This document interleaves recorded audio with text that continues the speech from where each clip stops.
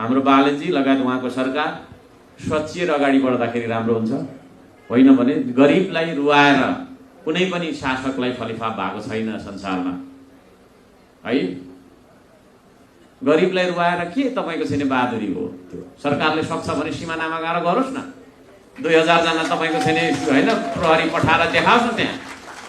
त्यो सुकुम्बासी बस्तीमा चाहिँ तपाईँको त्यो आइमाई केटाकेटी होइन, सरी आइमाई भन्दा नरिसाउनु होला, महिला होइन, महिला केटाकेटीहरूलाई तर्साएर बुट देखाएर लट्ठी देखाएर कुन चाहिँ बहादुरी गरे? अब सक्छ भने मैले अस्ति भनिसकेको छु, सदनबाट पनि भनेको छु, महाकाली सीमा नदीमा भारतले उतापट्टि तपाईँ तटबन्धन गरिरहेछ, त्यो उसले गरेको तटबन्धन हालेको ब्रेकरले हाम्रोपट्टि चाहिँ महाकाली बगेर भूक्षय भइराखेको छ।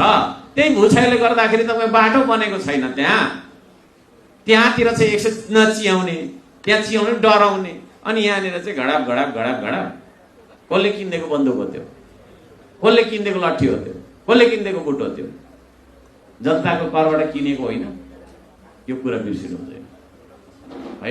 सरकार हामी जनताको सेवक हो, शासक होइन। यो कुरा कहिले पनि नबिर्सिनु भनेर भन्न चाहन्छु।